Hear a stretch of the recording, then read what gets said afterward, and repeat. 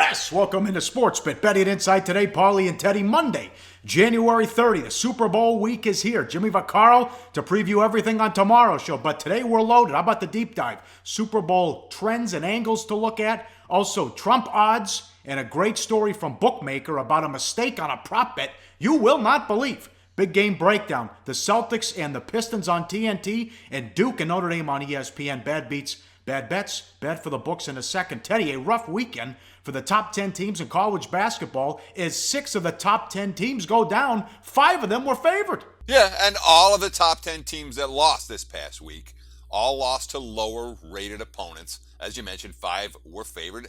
And there's no pressure on any of the top teams to be winning by right now, let alone to be winning by margin. Their only focus for the elite teams in college basketball, peaking at the right time, playing your best basketball in March. There's one exception, however. That team, the Zags, Gonzaga, they have a chance right now to sit at number 1 for the next 6 weeks. That's going to be a long ride if they can win and win out. It's going to bring a lot of attention to a program that wants that type of attention. So other coaches may not be caring about the scoreboards a whole lot right now, but we know exactly what Mark Few is pointing for. Yeah, and they've been blowing teams out since they started conference play as well. See if they can go undefeated once we get into the madness. NBA weekend scoring. How about what happened Saturday night? The ABC game. The Warriors scored 144 points. Curry only played, 29 minutes, and he dropped 43 in that game. And then you saw what happened yesterday with the Hawks and the Knicks in 4 overtimes. The Hawks scored 142, and the Knicks scored 139. It was insanity. Yeah, and New York, Atlanta actually played under in regulation. That total closed 209. They finished 104-104, 208. Of course, the Knicks in the 4 overtime sessions managed a grand total of 2 free throw attempts in those ball games. But Golden State outscoring a pair of teams with 20 extra minutes. But, I mean, that's what happened on Saturday night in the NBA, Pauly, was one of those rare nights where every single game flew over the total. 7-0 to the over against the closing numbers. The Knicks were not happy, as you mentioned. That's incredible. 2 free throws in the 4 overtimes combined. Also, how the game died. The Knicks had 65 points at the half, and then they went 7 minutes without a point in the third quarter. Also, Toronto gets beat at home by Orlando. The Spurs get beat. The Rockets get blown out. All bad bets in the association on Sunday. And ESPN Stats and Info tweet, the Spurs had won 117 consecutive home games when leading by at least 10 points at halftime. They get beat. Oh, yeah. I mean, the Spurs have now lost as a favorite of -6.5 or higher 4 times in their last 10 games. 3 of those games, they've been double-digit chalk and losing outright. If you're betting money lines against San Antonio, you're doing all right now. The Spurs, they seem a little bit disinterested. And this time of year, in late January, when teams start to see, hey, the All-Star break is not, it's still a little bit ways away. You find teams getting into funk, and San Antonio's in one right now. They have not played good basketball. We saw it again last night with Dallas coming to town and making Coach Popovich, look at him right there. Yeah, he's going a little crazy. He does not like San Antonio blowing double-digit leads at halftime. I have to mention this, even though it was Friday night, a bad beat that went our way. The game on ESPN, the Rockets and the Sixers. The Sixers down 6 with 6 seconds. The line, 6.5, 7, 8, all available out there with the lines. And Stauskas fouls Harden, who knocks down both free throws. Harden had 51, 13, and 13 in the game. And then you heard, when he fouled, you heard the groan from the entire arena, Teddy, like, oh no, what are you doing? We would have cashed the ticket. They knew what the spread was, yes, all around that. It was really funny to watch because you did hear, because there was no reason to foul. There was 6 seconds left. They weren't coming back. No, they were down 6. There was, 4 seconds left there. Yeah, no reason to. Yeah, no reason to foul. Yeah, exactly. And it was one of the situations where he probably wasn't trying to, but it just happened that way. And, of course, you got Philly in your pocket. You got +6.5, +7, +7.5, +8. On the show, I said, I'm ranking Philly higher than the markets, but I'll take Philly at +4 or higher. And then it opened to 8 and got bet down to 6.5. And then after that stupid foul, one final possession, uncontested. But how far out was he? He was like 35 feet out. Yeah, Curry Nothing land there. but net. Stauskas, thank you. You got a Christmas card. Yeah, we owe you big. Yeah, bad bets. How about Wichita State bet up to 19 on the road against Bradley? They won by 15. Yeah, I mean, the final looked much closer to the spread than the game actually was.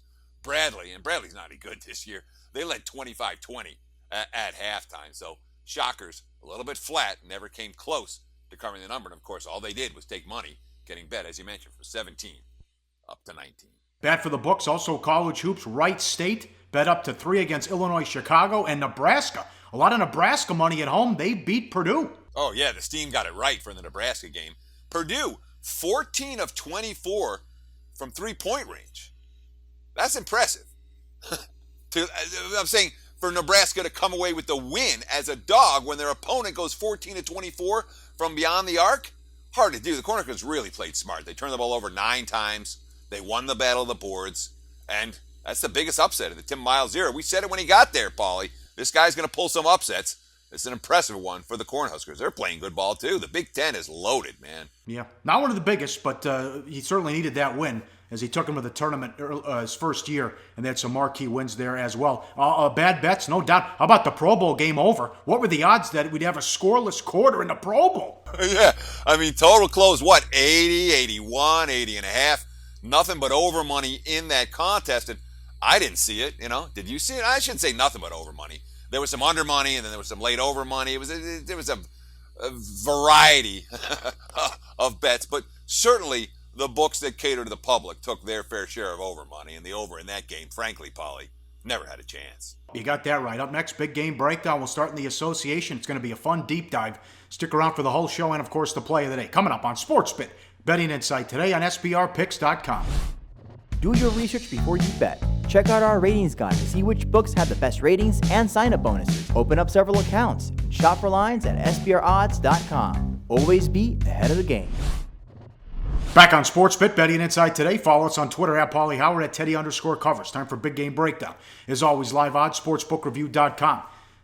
Doubleheader on TNT, 5 o'clock Pacific. Celtics at home against the Pistons.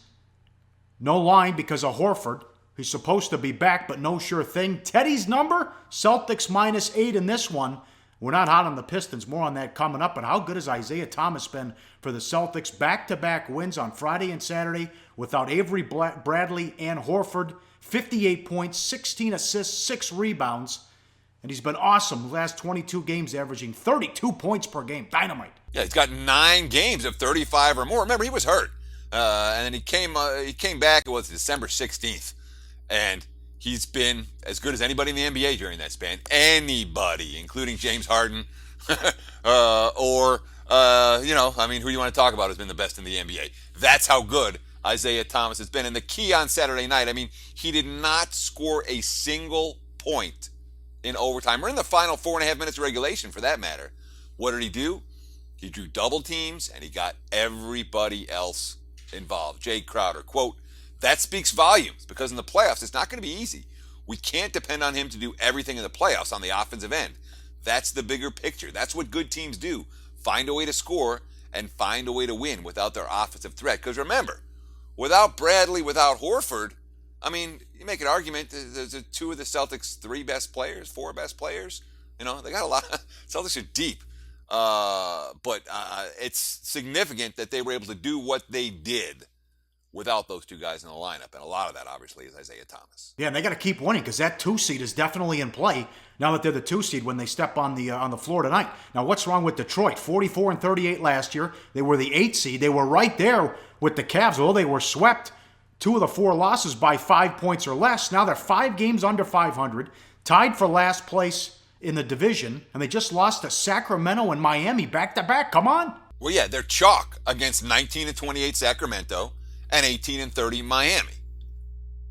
Instead of improving this year, right now, the Pistons would have to go 23-12 the rest of the way to match last year's 44-38 record. They have declined, and it's gotten worse in recent weeks. This is a last-place team. And I know the Kings are playing a little bit better. I know the Heat are on a winning streak. All of that understandable. But, I backed them on Friday night. I lost my money on Friday night with Detroit. Outscored 26-12 in the 4th quarter to Miami. And I'm telling you, the Heat on the second night of back-to-backs versus the Pistons, who had been off since Monday, as rested as they're going to be at any point from the beginning of the season to the All-Star break. And it was Miami who had the energy and the execution down the stretch on the second of back-to-backs, not Detroit. You want to? I'll read that Stan Van Gundy quote real quick. Down the stretch, you were terrible, terrible. We didn't make plays. We've got to find better stuff down the stretch. I don't know if defenses has it figured out or what, but we're just not making plays. Defense has been the issue. Huge disappointment, giving up 105.4 points per 100 possessions. Reggie Jackson, quote, "We haven't figured it out. I can't remember the last time we held the team under 45% shooting. We haven't done it in back-to-back games. Until we shore things up on the defensive end, it will be tough each night for us to find a way to win," end quote. Well, hey, how about it starts with you? Look at your defense and the real plus-minus. Yeah, exactly. It might help if Jackson himself simply got in front of the other team's players every once in a while. Look at the numbers. There's 87 players charted for point guard defense. Reggie Jackson, yep, he ranks number 71 on that list. Not good advanced metric numbers for his defense. If you remember, Detroit played pretty good ball in November. They started declining once Reggie Jackson returned to the starting lineup. They have not been better with him than without him this season. Game number 2, live odds, sportsbookreview.com. Good game tonight on ESPN. 4 o'clock Pacific, Duke on the road to take on Notre Dame. Dukies won, 154 the total. Duke's a mess right now. Remember, our play of the day, they blew a 13-point lead at home to NC State, and they've been god-awful on the road, and they just were destroyed at Louisville, who's out without 2 key players, and they couldn't get a stop. Then Coach K has a meeting at his house. He takes away, you can't wear the Duke gear, you can't go into the locker room, and then somebody calls ESPN that lets them know about the meeting at Coach K's house, and then the players-only meeting. Capel's like, what happens in the locker room stays in the locker room. What's wrong with you guys? And then Kennard bailed him out against Wake. That could have been another loss, but he was Superman late. Well, that's just it. I mean, was this win at Wake a team turnaround? You have to say no. It was not. All right. Coach K used all of his old tricks. Oh, you can't wear the uniforms. You can't hang out in the locker room. All that stuff. But Coach K's not coaching the team. It's Capel right now. It's just so awkward. And you have all these different guys in different roles. And then what happens? They trail Wake Forest 42-32 at halftime on the road. And then Luke Kennard went nuts. Look at the graphic. Nuts. 10 of 10 from the field, 30 points. And every shot that he took, Duke was trailing at the time, and he made them all. So I'm not going to say Duke is fixed. Kennard had a hell of a game. Quote, "I was kind of inward. I was thinking about what can I do to help us. I wanted to change that in the second half and just be all about what's going on around us and not let anything affect the way I play." And the question is, does it lead to a better team attitude? And all right, we got to win. We got off the schneid. Or is it simply a one-off by a guy who got really hot in a game in which the other guys weren't all that special? Duke, 15 turnovers in that game. Wake Forest only 7. And of course, Duke won the game at crunch time. Let's not forget, Wake Forest gave a little bit of that away. It doesn't help. There's something every night with Grayson Allen, too. That doesn't help. Now, Notre Dame, total sandwich spot over the weekend. They had the blowout loss at home to Virginia. And in between the Virginia and the Duke game was Georgia Tech on the road. Pastner did it again. Notre Dame gets beat on a layup at the buzzer. Yeah, I mean, they looked really flat-footed in that ball game. I mean, they were minus 6.5 in the game. They lost outright. They got beat 36-27 on the boards. And remember, Virginia dominated them on the glass. Now, Bray learned under Coach K. He's done very well against Duke in the ACC. Notre Dame 5-1 straight up, 5-1 against the spread. All 5 wins coming outright as underdogs. Last year, they win in Durham. The Cameron craze didn't bug them. They were plus 8.5. They win by 4. And then, of course, they won in the ACC tournament in overtime. They were underdogs in that game as well at the Verizon Center in Washington. Sounds good there. Looking forward to that game coming up on ESPN. Up next, the deep dive. We'll start with Super Bowl week with trends and angles. Good odds on Trump. And a mistake you won't believe on a prop bet already at Bookmaker. Plus the play of the day. All that straight ahead on sportsBIT. Betting Insight today on SBRpicks.com.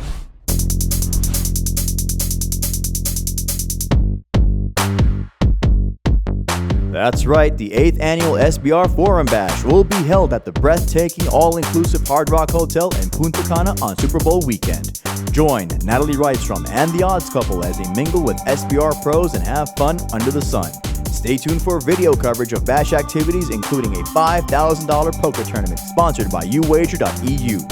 only on SBR, your sportsbook authority since 1999. Back on SportsBIT, Betting Insight today, Pauly and Teddy, time for the deep dive. We don't expect the bookmakers to make a mistake. We expect them to be perfect. This was a royal screw-up here where you saw a ton of action on a prop here, Teddy, and the bookmakers couldn't figure out why. Would you be able to figure out why? It starts like this, all right? Bookmaker, or Bet Chris, whatever you want to call them, they open up a standard prop. Player calling the coin toss will call. Heads minus 103, tails minus 103. No big deal. Not going to get any sharp action on that, right? But they did. All right? And that's a little bit of sharp action. A ton of sharp action. Everybody's betting heads, and not crappy bettors. You know, there are times that we talk about here on SportsBIT, strategies for betting against the sharps, reasons why you would want to go against wise guy money, situations where it's fine, all kinds of reasons why it's reasonable to consider betting against the sharp money. Not when it comes to Super Bowl props. And when they're betting heads, all right, bookmaker knows, hey, something's wrong here. We made a mistake. So what happens? All of a sudden, heads is minus 140. Heads can't be minus 140 over tails. All right. They take it off the board. They say, what the heck's going on? And then all of a sudden, they take a look. All right. First, the Patriots are going to be the team that calls it. For the NFL rules, the road team gets the opportunity to call the coin toss. The AFC is a designated road team this year. Therefore, a member of the Patriots will call the toss. And then they found out that every single time the Patriots have called the coin toss for at least the last 2 years, they've called heads. Well, guess what? They found that out a little bit late. The wise guys paid attention. You know what the number is on that price when they reopened it again? Heads minus $6, tails plus $3.75. That's from minus 103 either way. And you know what? They're still not getting any tails action. Why would they? Nope. They also have a request to the media. Quote from Bookmaker, we're trying to get some money back by putting a value price on tails.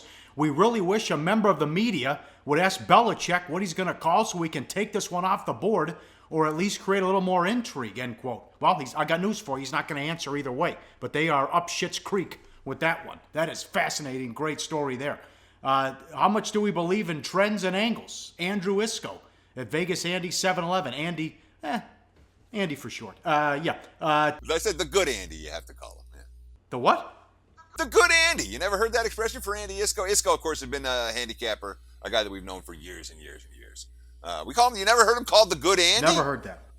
That's a JK quote. Don't worry about it. Okay. Read the tweet. Yeah. All right, team. How much do we believe in trends and angles here? This is interesting, Teddy. Yeah, sure. All right, let's start. Isco came up with two really good trends for the Super Bowl. Quote, team with a better regular season record. Just 14-1 against the spread since Super Bowl 30. In 5 Super Bowls, both teams had the same one-loss record. But Tampa Bay over Oakland in Super Bowl 37, that's the lone point spread win by the team with the better one loss. Isco also has, underdog has won 5 straight Super Bowls, including Patriots +1 versus Seattle 2 seasons ago. Dog has won outright 7 of the last 9, including the Giants twice over New England. So what do we do with this stuff, Pauly? Do we believe in trends and angles? Does that matter to you? Well, because I can give you one on the flip side here. That teams wearing white have won 11 of the last 12 Super Bowls, and the Patriots are going to wear white Sunday. Exactly. That's your point. And the other thing worth noticing here, okay, is that the Isco, and I love, the good Andy is a wonderful human being. I do not diss the good Andy, but you're going to find every database is going to point their trends and their spreads towards their trend. All right. The Patriots +1 versus Seattle 2 years ago? Well, yeah, you can grade it that way. You could also grade it Pick'em. You could also grade it New England -1 versus Seattle in that game. When it comes to a consensus line, the Patriots were chalk. The Seahawks were chalk. Depends on the book. Depends on the time. Openers, closers. It varied. So you can always take your point spreads, fiddle with them just a little bit, and make your database results look very, very different. That's what makes me most concerned about trends and angle. But the teams wearing white have won 11 of the last 12. Pat's wearing white.